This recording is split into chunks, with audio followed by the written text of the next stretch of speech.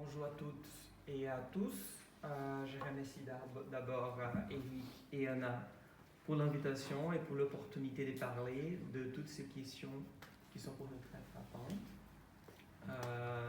Je vais parler un peu sur l'homophobie dans le Brésil bolsonariste. Je commence avec un récit. Hier, dimanche des élections, je suis allé à la boulangerie. Je commençais à chercher des choses que je voulais acheter.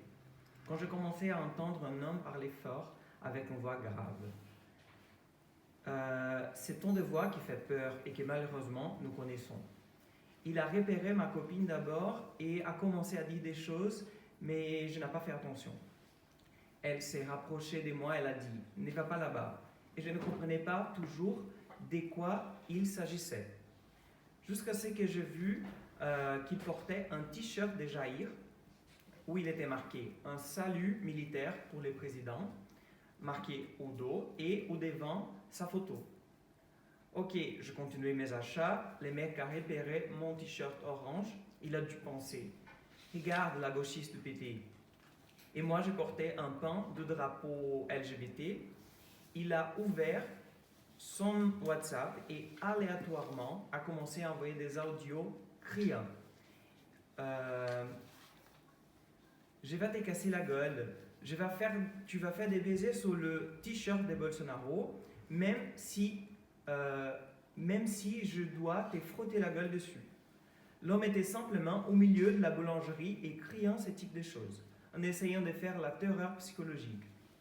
J'ai laissé mes achats et je m'en suis allé en tremblant de peur.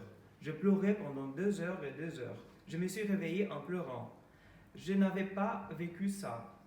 Je n'avais jamais vécu ça. Je sais que d'autres personnes ont déjà vécu des choses pires, mais ça m'a beaucoup choqué. Anne-Marie, un prénom fictif, 25 ans, une femme lesbienne.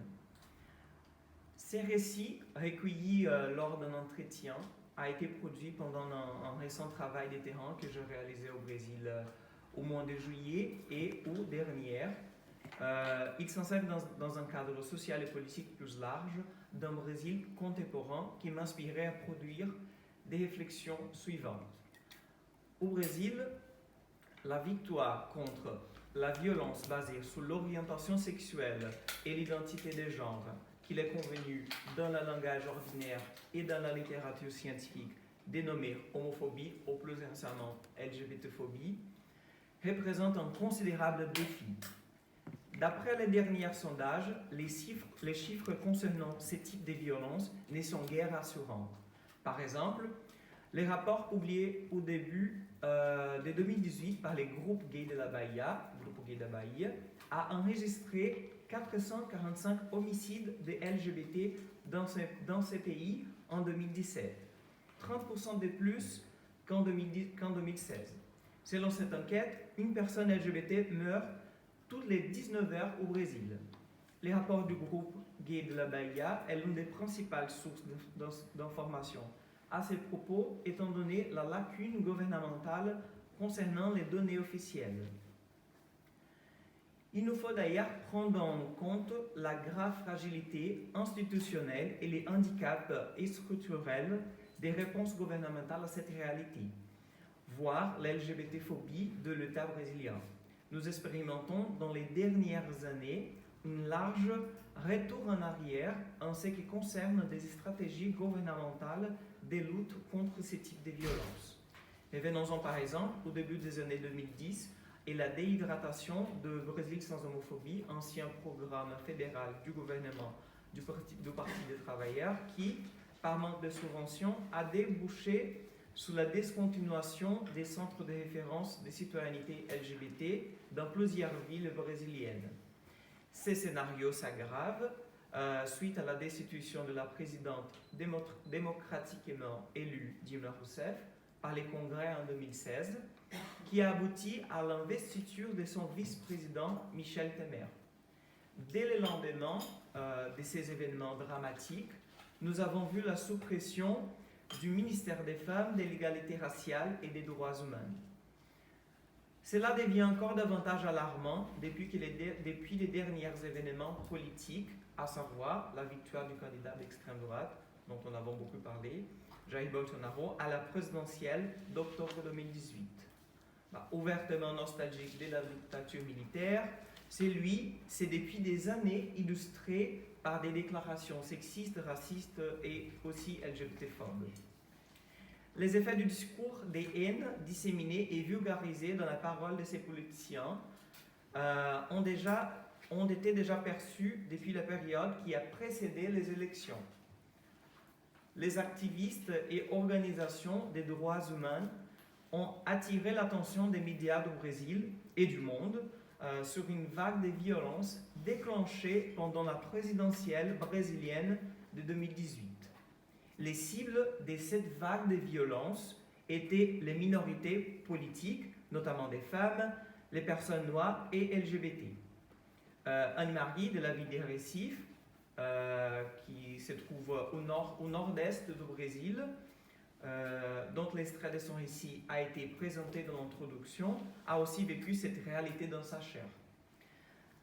L'enquête intitulée, juste pour citer quelques chiffres, l'enquête intitulée « Violence contre LGBT dans les contextes électoraux et post-électoraux » réalisée par l'association et revue Genre et Numéro, qui a enquêté 400 personnes auto-identifiées comme LGBT dans des espaces de sociabilité des villes de São Paulo, Rio de Janeiro et Salvador, indique que 51% des personnes enquêtées ont vécu au moins un épisode, c'est-à-dire qu'il y a des gens qui ont vécu plusieurs.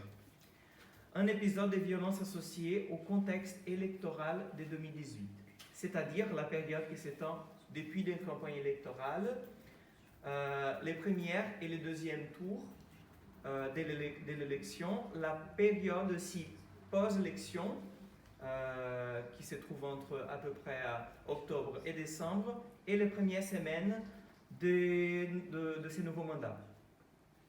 La violence perçue de façon alarmante, voire dramatique, durant le processus électoral ne s'est pas dissipée, mais a réverbéré dans les LGBT-phobies institutionnelles de l'État.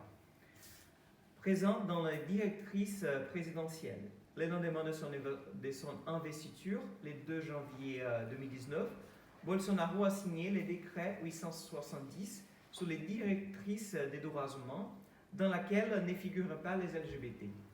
Plus récemment, en avril, il a décrété la fin des conseils sociaux qui intégraient la politique nationale des participations sociales, les PNPS, et le système national des participations sociales, les SINPS, dont les conseils nationaux de lutte contre la discrimination LGBT. D'ailleurs, l'effet symbolique est aussi toujours présent, ce qui est mentionné par Emilio, 27 ans, en trans, l'un de mes enquêtés. Il dit « Avant tout le monde, je pense que tout le monde était discret, tu vois. Je sais pas, ils ne parlaient pas pour un certain type de, je sais pas, peur de montrer leurs préjugés ou de parler ce qu'ils pensaient. Dans l'ère Bolsonaro, non.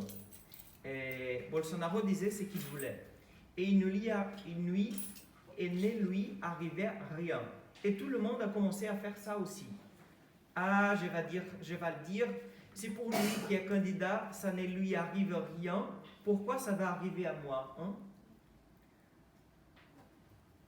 Pourtant, si d'un côté, les paroles de Bolsonaro ont donné l'autorisation à ses partisans de s'aligner sous les discours dominants et de sortir leurs préjugés du placard, la politisation et l'engagement des minorités sont venus en réponse. En réaction à l'éruption de ces néofascismes au Brésil, des mouvements de résistance se sont fait entendre dans et dehors de l'État. Du côté de ceux qui manœuvrent à l'intérieur de l'État, dans les ventres du monstre, comme le dit Donna Haraway, on observe, niveau national, une augmentation de presque 400% de plus de candidatures LGBT lors du scrutin de 2018 par rapport à 2014.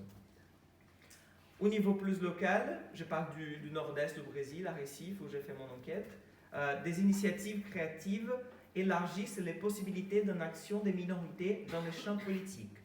Tel est le cas, par exemple, des juntas, ou tous ensemble en français.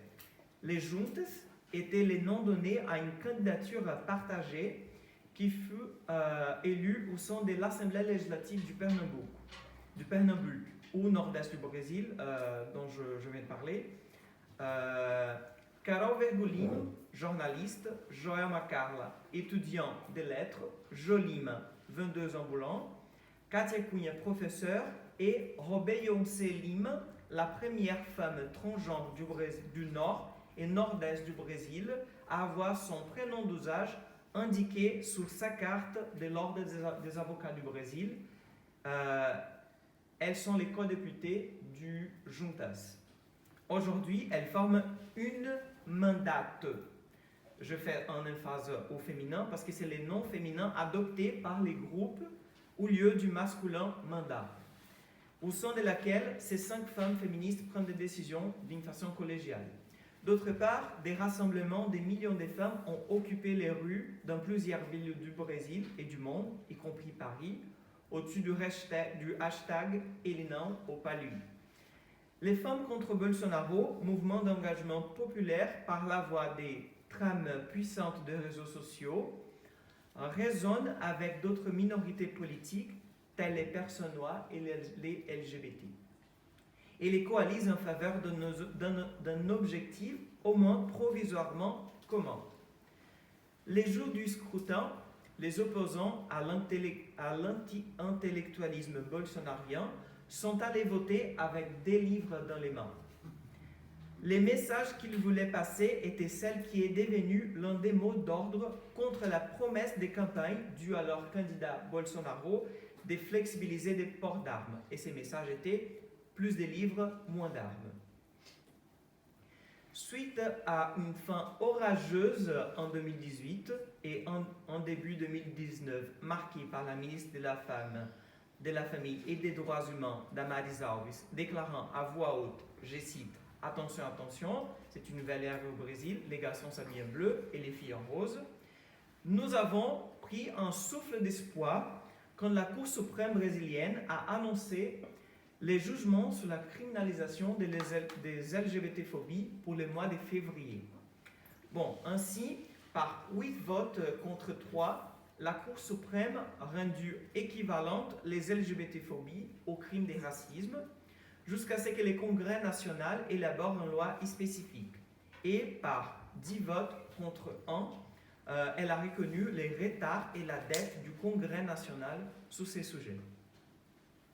Au-delà de la victoire que nous avons eue, les jugements autour de la criminalisation de l'homophobie par la Cour suprême brésilienne, qui s'est tenue en 6 séances de février à juin 2019, a remis les débats sur la violence contre les LGBT à l'ordre du jour, soit dans les débats publics, dans les médias, dans les réseaux sociaux et dans les relations du quotidien.